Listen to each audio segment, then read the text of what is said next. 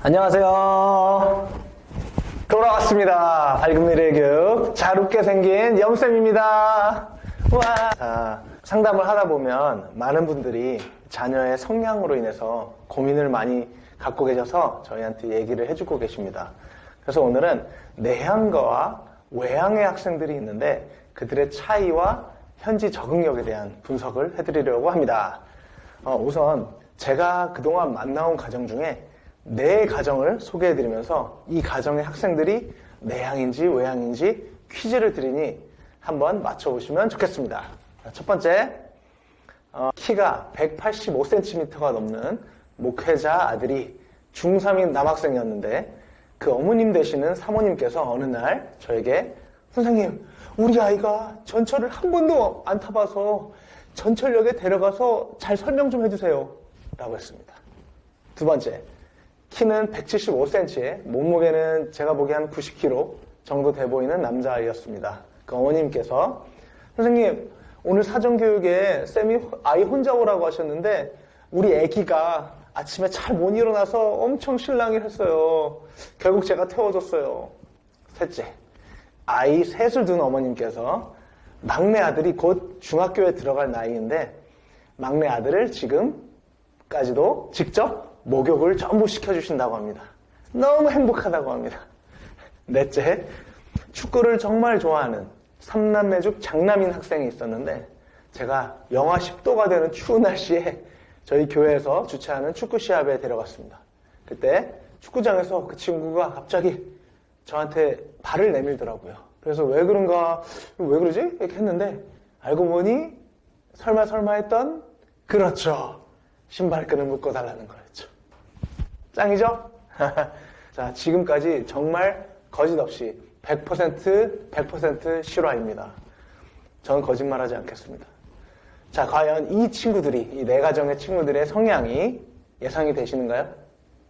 맞춰볼까요? 3초 드리겠습니다. 3, 2, 1, 땡! 네, 여러분의 염원대로 모두 외향이었습니다. 자, 이제 본격적으로 내용에 들어가겠습니다. 첫 번째, 내향과 외향의 자녀를 둔 각 부모님들의 반응입니다. 첫 번째, 내향적인 아이를 두신 집에서는 이렇게 말을 하곤 합니다. 선생님, 우리 아이가 내성적이어서 미국 가서 잘할지 걱정이에요. 친구랑은 얘기를 좀 하는 것 같은데 집에서는 한마디도 안 해요.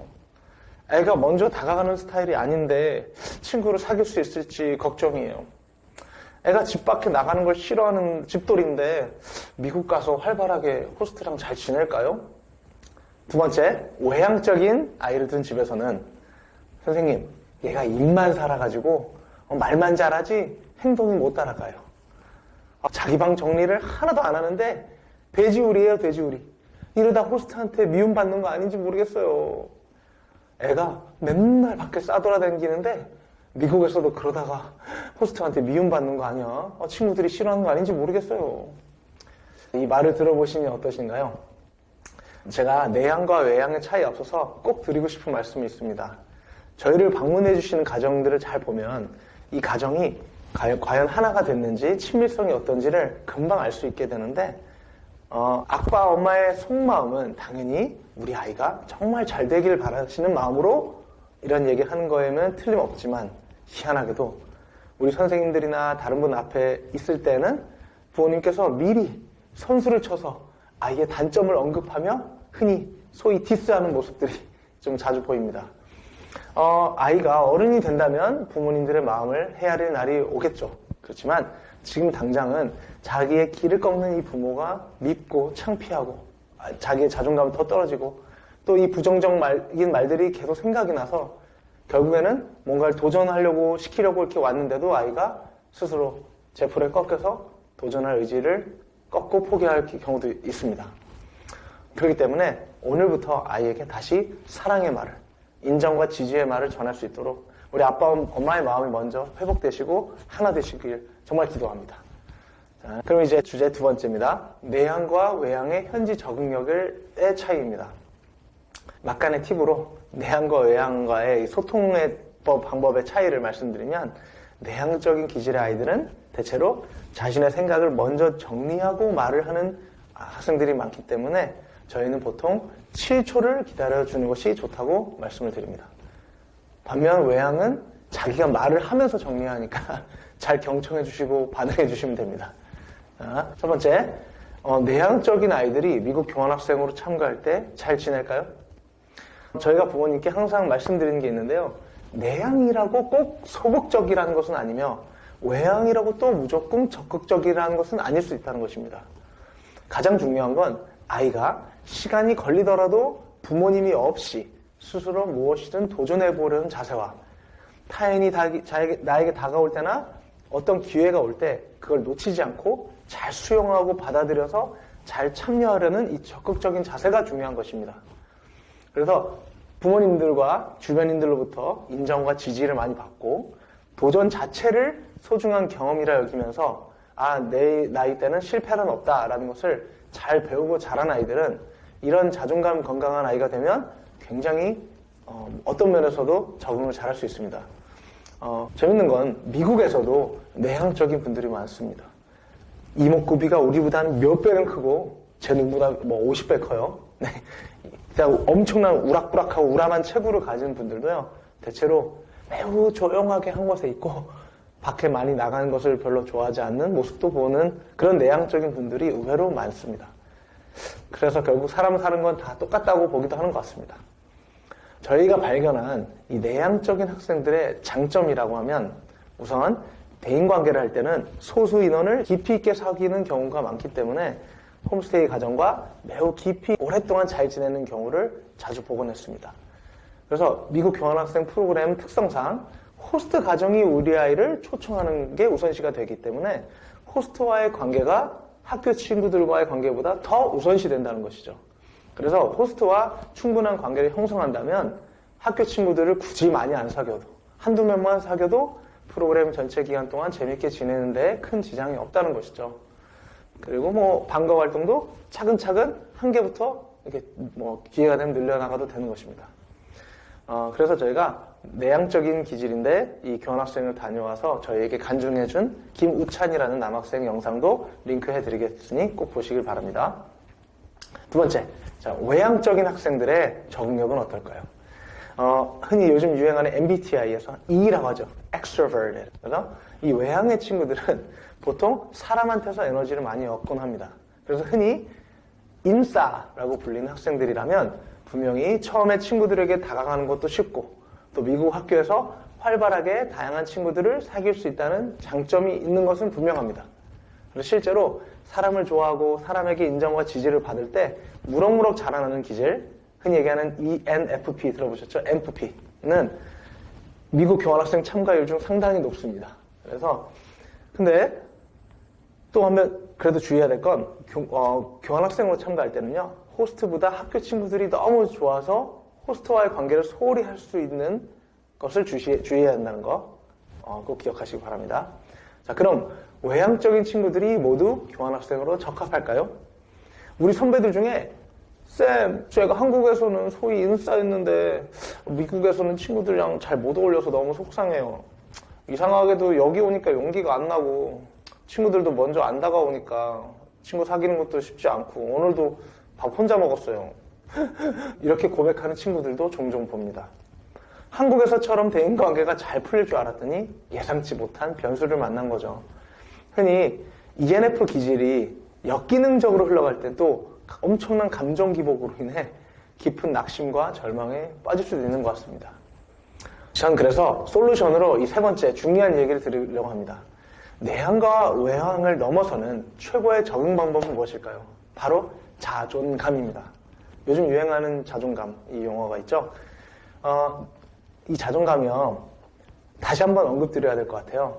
지나치게 남을 의식해서 눈치를 보지 말고 시간을 가지고 여유를 가지고 천천히 한 명씩 사귀어도 좋습니다.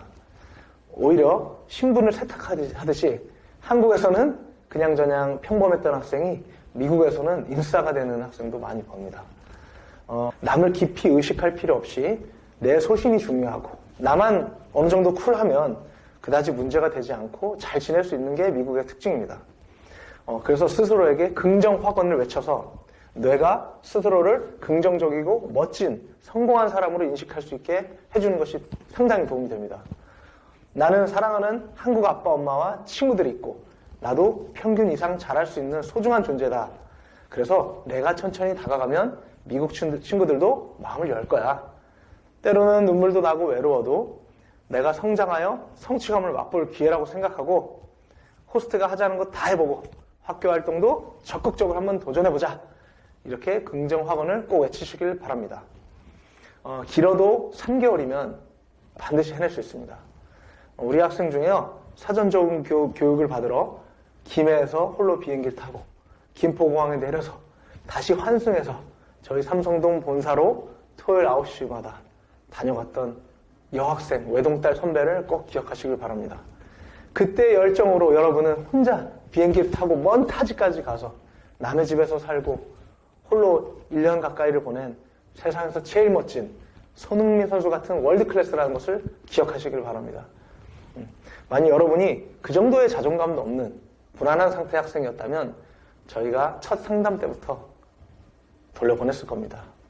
무슨 말씀이신지 아시죠? 자, 이제 네 번째 마지막으로 부모님께서 자녀의 노력과 성실성에 대해서는 네 번째로 자녀의 자존감을 높이려면 어떻게 하면 도움이 될까요? 부모님께서 자녀의 노력과 성실성에 대해서는 인정과 지지를 잘 보내주신 것이 당연히 자존감을 높이는 것임을 저희 이영길 대표님 영상과 책을 통해 아마 보셨을 겁니다. 물론 자녀가 잘못을 저지르고 남에게 피해를 주고 본능대로만 살려고 할 때는 때로는 끝까지 단호하게 버텨주는 것, 대처하는 것이 미국이나 선진국의 교육 방침이니 저희도 따라하시면 좋겠습니다. 근데 오늘은 아이가 아주 작은 것부터 성취감을 쌓아서 자기 효능감과 자존감을 높일 수 있는 비법을 말씀드리고 영상을 마치려 합니다.